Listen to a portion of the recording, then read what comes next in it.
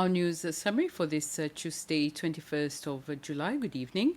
The age for the Seychelles Pension Fund benefit is expected to align with the Social Security benefit effective January 2027.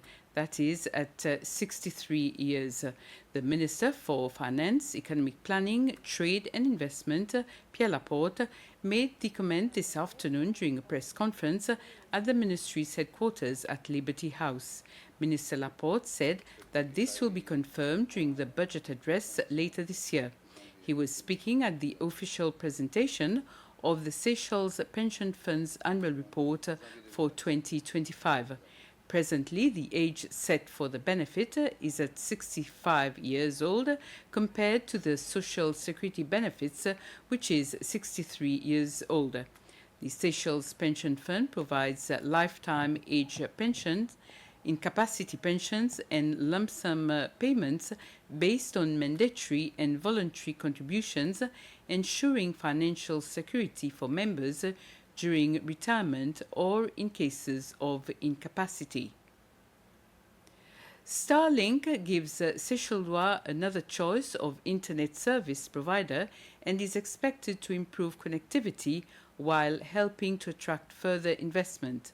Vice President Sébastien Pillet highlighted these benefits during a press conference this afternoon, where he officially confirmed that the satellite internet service is now operational in Seychelles.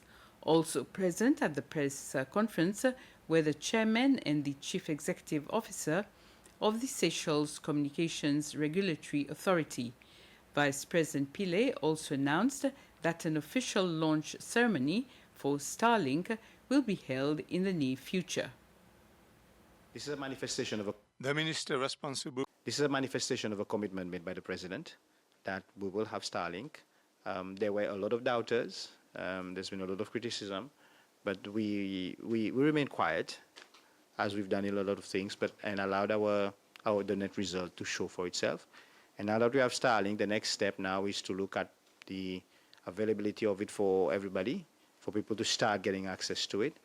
There are already people using it, and they are enjoying the service, which is very resilient and fast.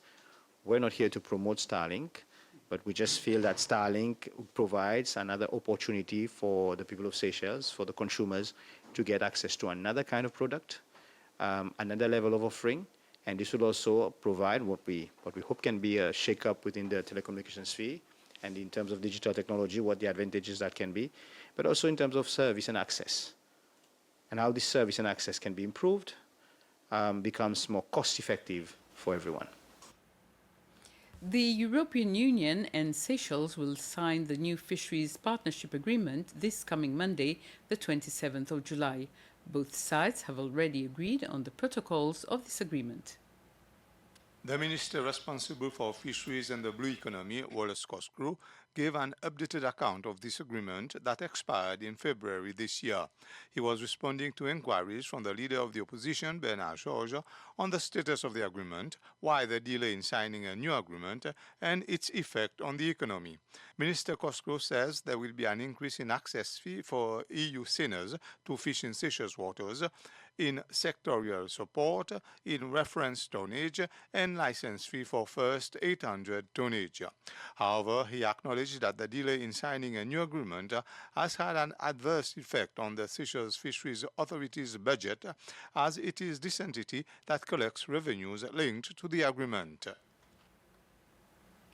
The Ministry of Health says it has introduced a multi-pronged strategy to reduce waiting times for patients requiring MRI and ultrasound scans, specialist consultations, and test results.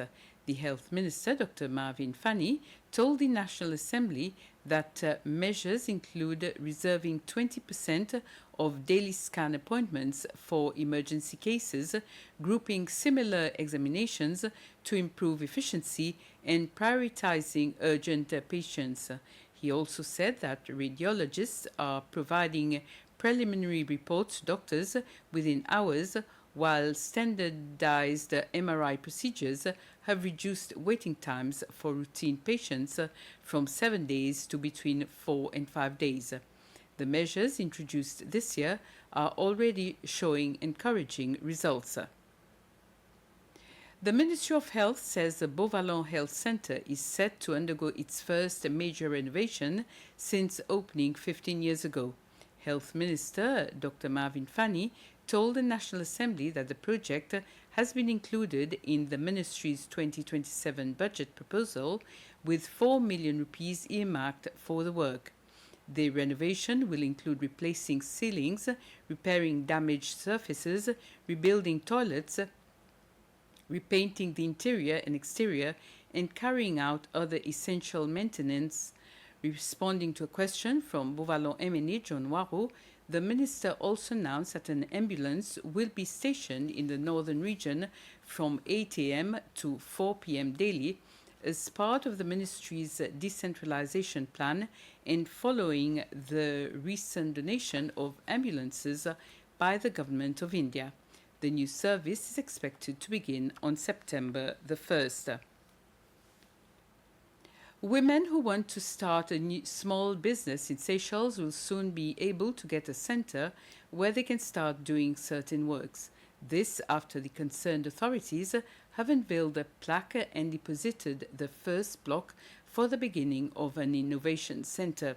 President Patrick Emini, the Minister of Industry and Enterprises, Géralda Desaubin, Comfweb Chief Executive, Miti Chikakula, COMESA Secretary General Chilesi Kapwepwe, and local Comfweb Chairperson Claudette Albert laid the first block. This activity is the beginning of work for the construction of an innovation center here. The center will be based in Perseverance between Rajamayan's shop and Saint-Esprit Church. This business innovation center will allow women and young people who want to start a small business to receive support, training, follow-up through the COIMA program, which creates opportunities for youth and women in action. COMESA Secretary General Chilesi Mpundo Kapwepwe says that the center will also facilitate entrepreneurs access to finance and allowing them to also access sales or advertising. It says that the COIMA and Biaway programs exist in 2 COMESA countries. So it's a proven formula, which we're now applying here in the Seychelles. But beyond that, we want this to become even the center of excellence for the rest of the region, because this building will be an example and a way in which others can learn and gain from the experience of Seychelles in how they set up and how they support small to medium enterprises. So the framework really supports incubation.